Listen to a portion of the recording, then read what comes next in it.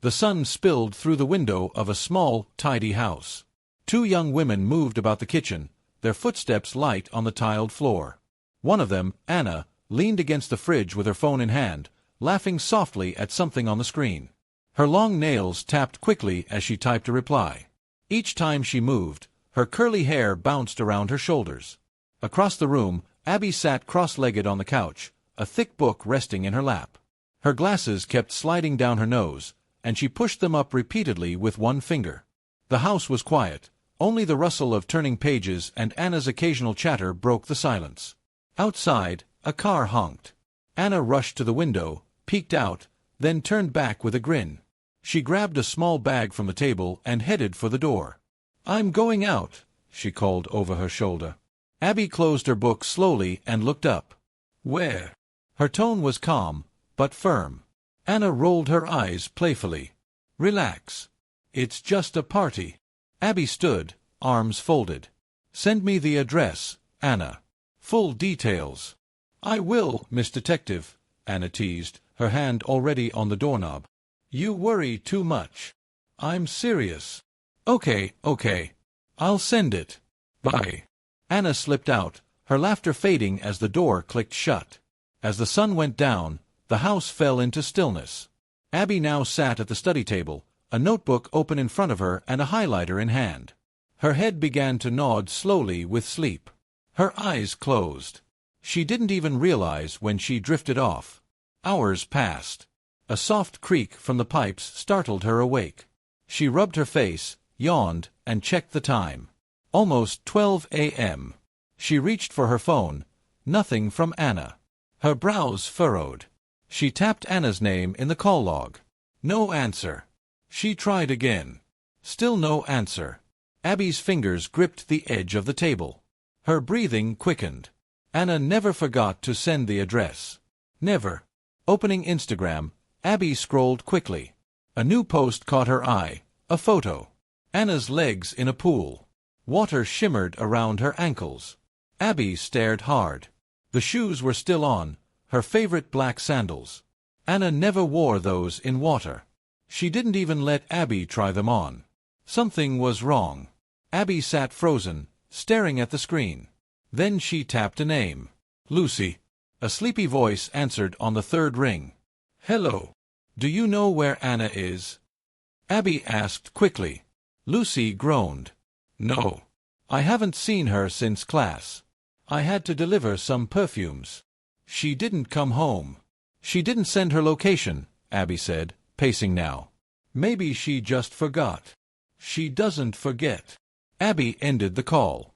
She sank into the couch, the glow of her phone lighting her face. One by one, she called everyone in her contact list. No one knew where Anna was. 2 a.m. Silence pressed into the room. Abby stared again at the pool photo. Something felt off. The shoes. The pool. The strange location. Her thumb hovered, then tapped Michael's contact. "Hello." His voice cracked with sleep. "Anna didn't come home," Abby whispered. "She didn't text me. I've called her 100 times. Michael was already getting out of bed. I'm coming." Abby waited by the door, her arms wrapped tightly around herself. Minutes dragged like hours. When Michael arrived, he stepped inside and saw Abby's tear-streaked face. She handed him the phone. He stared at the photo. "That's not any place I know," he said slowly. "Was she seeing anyone?" "She broke up with David. A month ago." Michael raised an eyebrow. "The calm guy. She said he changed. Got too controlling. Didn't trust her." Michael nodded. "And after the breakup, he begged. Then disappeared." He ran a hand through his hair. "We need to talk to him." They left the house and drove through the quiet night. At David's place, they knocked. Silence. Abby touched the doorknob. It moved. The door creaked open. Michael stepped inside first. "Anna," he called out. His voice echoed through the empty space. They waited. No sound came back. The hallway lights flickered softly as Abby and Michael stepped through each room, shoes brushing over the carpet. Abby's eyes darted from corner to corner, fingers trembling slightly at her sides. Her steps halted. She bent down slowly, reaching for something near the wall. A shoe, mud-stained, worn at the heel. Her eyes locked on it. It was Anna's. Her breath hitched. A sharp vibration buzzed in her palm. She blinked, pulled out her phone. A message lit up the screen. She didn't read it twice. She didn't have to. Her legs spun beneath her, carrying her toward Michael. Her fingers shoved the phone at him. He read. His face drained. The glow of the message flickered between them. "I've made my choice. I'm not coming home. Don't call or search for me. You'll find my phone on the bed. Love, Anna." They didn't speak. They ran. Doors slammed. Tires screeched. Their car jerked onto the road and raced back to the apartment. Abby pushed the door open. The room was silent. Her eyes shot to the bed. A single object sat neatly on the blanket. Anna's phone. She collapsed onto the edge of the mattress, her hands covering her mouth. Her shoulders trembled. Tears slipped from her eyes. Michael stood in the corner, motionless, arms stiff by his side. His eyes were glued to the device. Something felt off. He muttered, "That's not her." Abby nodded, wiping her cheeks. Her fingers stretched toward the phone. She pressed the power button. It lit up. She typed the password, her birthday and Anna's favorite number. Nothing. She tried again. Still nothing. Her fingers dropped. Her breath caught in her chest. Anna never changed that password. Ever. Her eyes slowly lifted to Michael. "David," she whispered. Michael's jaw twitched. "If anyone changed it," she continued, voice barely above a breath, "it's him. He knows the password." Michael didn't blink. He turned and stormed toward the door. Abby scrambled after him. They slid into the car. The doors slammed shut. The engine roared. David's house loomed ahead. This time, the gate was shut tight. Michael tapped the horn softly. No answer. A sweeping sound echoed nearby. They turned. A woman was sweeping dust from the sidewalk. Michael stepped forward. "Good evening. Have you seen David today?" The woman paused, broom mid-air. "He just left. Not long ago. Had a black duffel bag. Looked rushed." Michael leaned forward. "Did he say where he was going?" The woman shook her head slowly, lips pressed. "He didn't speak to me. Hasn't been himself lately. Talks to himself, paces a lot. Last night, he was shouting on the phone. Said something like, 'I did what you asked. Don't contact me again.'" Michael exchanged a sharp look with Abby. Something rattled inside her bag. Anna's phone. It vibrated. "Kate." The screen flashed again. Abby picked it up and held it to her ear but said nothing. "Anna, have you told them?" Kate's voice echoed. "Anna." Silence stretched. Kate sighed and ended the call. Another ring. Then another. Abby didn't move. Her eyes stared forward, but her thoughts raced. She turned slowly to Michael. "She didn't even ask why I wasn't speaking. She thought it was Anna. She told me she hadn't seen her after class. Said she had deliveries. But what if she was with her the whole time?" She blinked fast, the pieces clicking in her head. Anna always used Honey Vintage for her photos. But the picture by the pool. She paused. It had sapphire mist. Michael stared. "Kate." Abby's head snapped toward the window. She posted it, to buy time. Without another word, the car veered onto the road again. Michael gripped the wheel. Abby kept her eyes wide and sharp. Kate's apartment came into view.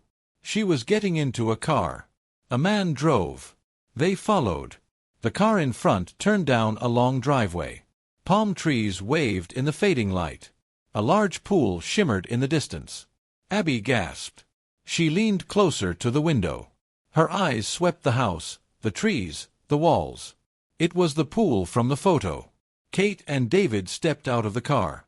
Michael grabbed Abby's arm and pulled her behind a hedge. They crouched low. Watched. Waited. Kate and David disappeared into a small house behind the main building. Leaves rustled. Footsteps pounded. The back door burst open. Kate stormed out, voice raised. "What were you thinking, David? You said she was with you. Now she's missing." David stumbled out behind her. "She left the party. A woman warned her about me, told her to stay away." Kate narrowed her eyes. "Who warned her?" David swallowed. "Monica." Behind the hedge, Abby's knees buckled. Michael grabbed her elbow. "Monica. The neighbor. The one who had smiled too long. The one who never missed a chance to speak to David. The one who told them he had left in a rush." Abby's breath caught. Something wasn't right. Monica sat by her window, eyes fixed on David and Anna laughing across the street. Each day, she watched them from inside her small, dim house, waiting for their love to fade. When David and Anna finally broke up, Monica smiled to herself. She invited David over, cooked for him, and stayed close. One night, he stayed with her, and Monica thought, "Now he's mine." She brought him food, little gifts, hoping he would say he loved her. But David's eyes always found Anna again. At a party, Monica's breath caught as Anna walked in, her face bright, carefree, and laughing. Monica followed quietly, heart pounding, as Anna and David met by the pool and kissed.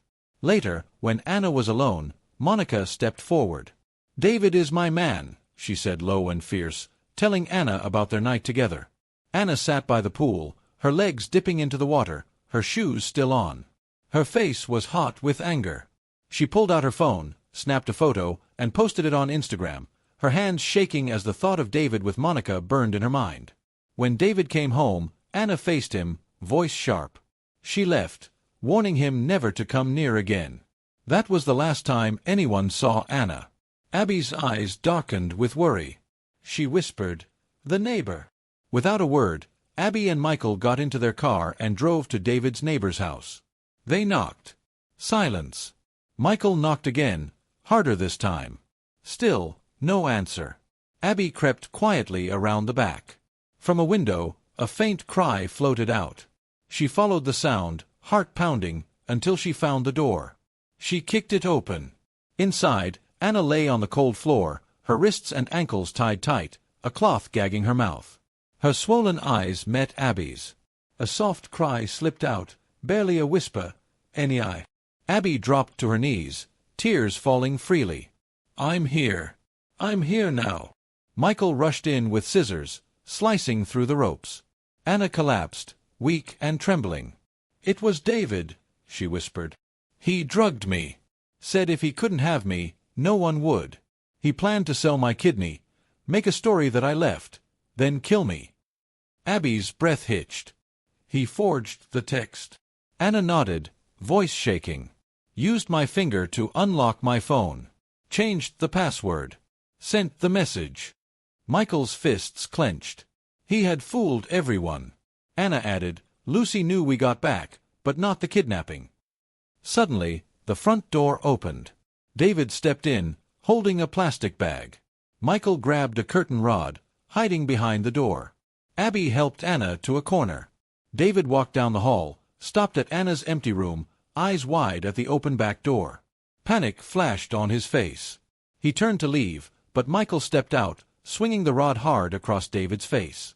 David staggered, then fell, pinned. "How could you?" Michael yelled. "You sick coward." David's voice shook. "I loved her. I gave her everything, but she left. You don't hurt who you love." Michael shouted. Abby pulled Anna up as police swarmed in, cuffs clicking on David's wrists. Anna's chest rose and fell with tears of relief. She looked at Abby and Michael, her saviors. She knew now never to hide where she was. Never to keep secrets from family. The story ended with the police taking David away. Anna, Abby, and Michael stood close, united. Love, trust, and watching out for each other had saved her. Thank you all for watching. I really appreciate every single one of you. I hope you enjoyed the story as much as I loved creating it. If you did, make sure to hit that like button, drop a comment to let me know your thoughts, and share it with your friends so they can join the fun too. And of course, don't forget to subscribe if you haven't already. More exciting content is coming your way. Stay tuned, and I can't wait to see you in the next one.